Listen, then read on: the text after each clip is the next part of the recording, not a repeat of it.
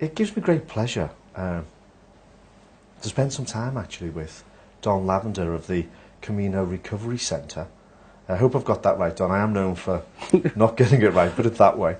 I think what we'd like to know, first of all, at In Excess, is your insight about Camino, your experience, what's happening over there.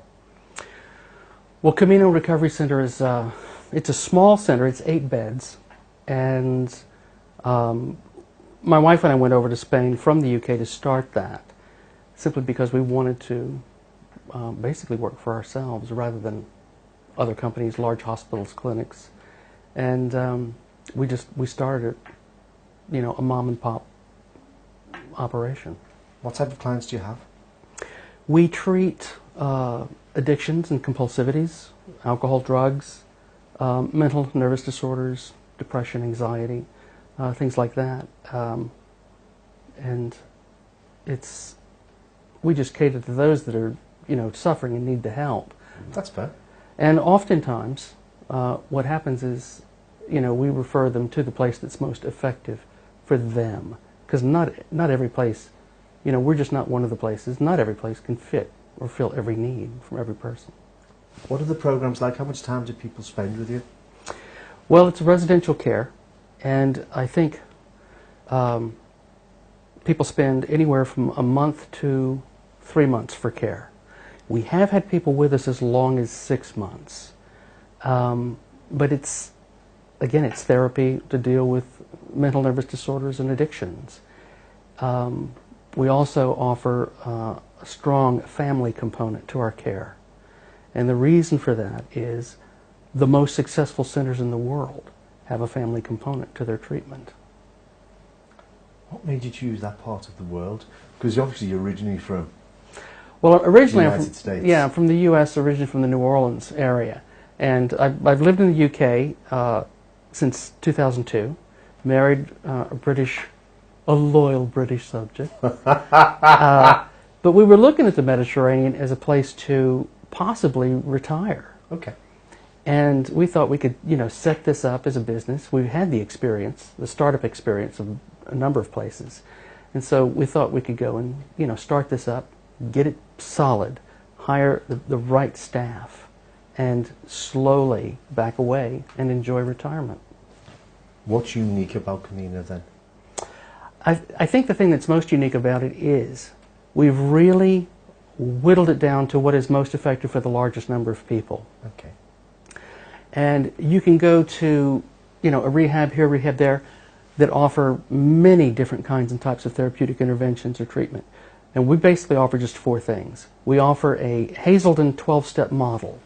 Now, whether you love 12-step model work or whether you don't love it, it happens to be the most effective thing for the largest number of people.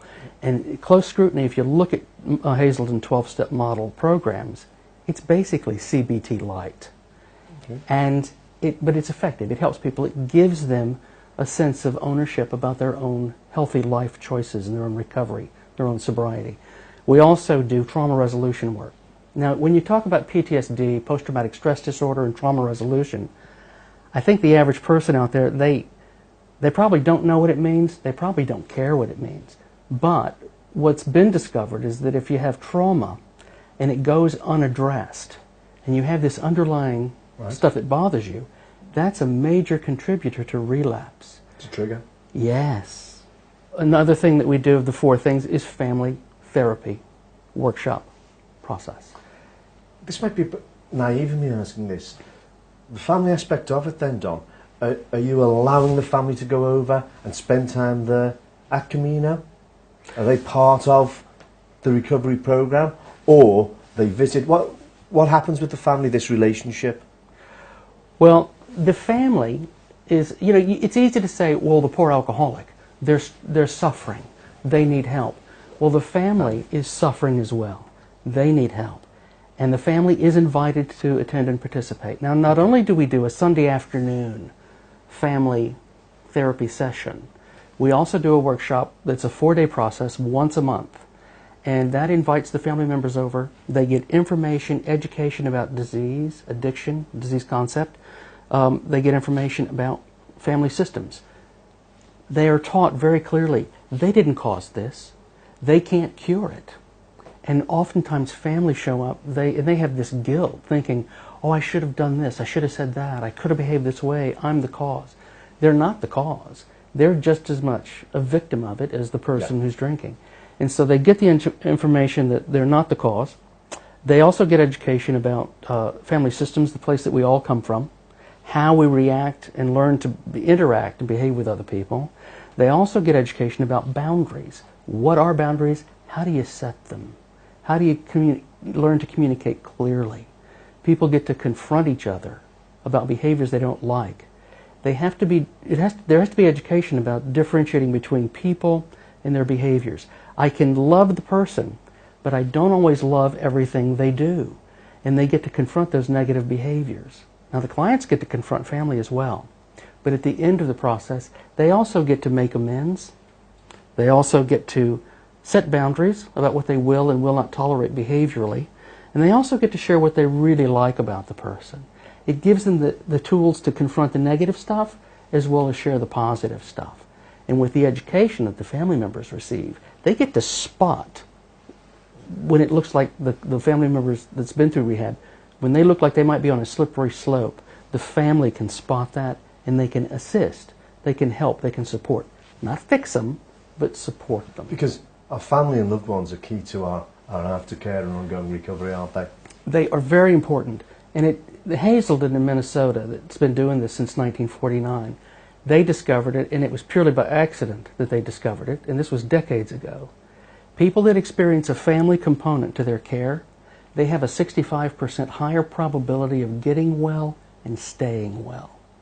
That's the key to it. Staying, isn't it? It's that long-term recovery. It's so important to involve the family, yeah.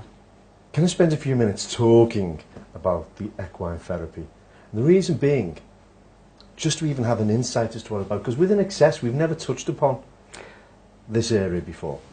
Well, equine-assisted psychotherapy is something that I was working for a psychiatric hospital in Tucson, Arizona. Sierra opened an adolescent unit. They hired a woman that had developed programs with horses and children, mentally, emotionally, physically handicapped children in the United States. Mm-hmm. Now, they've been doing this work in the UK for probably 65 years, maybe more. Okay. So that's been around for a long time. And what this woman did, her name was Barbara Rector, she developed a program with the adolescents that just evolved organically. And Sierra began to use this, and it was the first place in the world to use it as an adjunct therapy treating addictions. Now, equine-assisted psychotherapy, the work that's done, that we do, it's all on the ground with the horse. There's no riding. Okay. And the work is all about relationships and boundaries. Relationships with self, as well as relationships with others. And so, it just gets, it tunes the person into gaining some insight about their own behavior. Okay. Now, you can sit in a group. I could sit in a group. You know, we can all fib and, you know, tell porkies and not get honest about what's going on. But a horse is such a perfect emotional mirror to the human that sometimes I don't have to watch the human. I watch the horse, and the horse will tell me exactly what's going on with the human. Even when the human doesn't know what's going on with the human. Fascinated by it because I've heard about it, but we've never really discussed it on In Excess before. And I thought, well, what really goes on? What's the big thing? What's the connection? Why do people just around horses get to a place within themselves whereby they feel as though they're at nature, at one? Does it take you back to something whereby you're so relaxed, maybe, or what's happening inside with us, maybe? What's happening inside, and you use the right word, the connection is limbic resonance. Okay. And what it is even though a horse's brain is the size of a walnut, it is primarily a limbic system. Okay. Now, our limbic system, midbrain, is small. The gray matter, or the neocortex, is quite big. It's only about 250 million years old. The mammal brain wrapped around the reptilian brain is the midbrain, or the limbic system. It's hundreds of millions of years old. And that join-up, that connection between horse and human, it happens in the midbrain. Right, okay. And it's kind of hard to explain, but when you get in an arena with a horse and you start doing the work, your hearing is actually better, but you don't listen as well, if that makes sense. Okay. It's like your neocortex, your gray matter, the think part of the brain, it goes offline, and your real feelings connection part of the brain goes online, and you're connected to the horse. And you learn to do what we call congruent message sending exercises. What that means is you get the horse to do certain things, but you've got to learn how to speak horse language to do it. Okay. And that means the humans got to make this, and their body language align. If what I think, what I feel in my body language, if they align, then it's congruent. Okay. If I'm not congruent, like I'm scared, for example, but I'm saying, oh, I'm not frightened, it's not going to happen. The activity won't happen. Okay. It is fascinating stuff, though. It is, and we were doing it at the psych hospital in Arizona. We were doing it in the first 5 or 6 years. We were stumped by it. We couldn't figure it out. We didn't know why it was effective. People were walking away from the experience, having a profound experience, and they couldn't quite put their finger on it. And I have, finally figured it out with the help of other people who've got the intellectual property, who've written about limbic resonance and limbic connection. And I've written a book about equine-assisted psychotherapy. It's called Equine-Utilized Psychotherapy, explaining exactly how and why it works. Our viewers on In Excess are going to know a lot more about Camino now and yourself, Don. How do most people contact you? Via the internet, telephone, give you a call? If you give me a call, I can talk about all the clinical stuff, and my wife handles all the administrative stuff. www.caminorecovery.com. That's all we need to know. Yeah, and we also have a London number. Okay. For Spain. We'd love that. What's that? It's 0207 55 88 420. Fantastic. All right. A real pleasure meeting you, Don. Thank you very much. Real pleasure. Thank you very much. Thank you.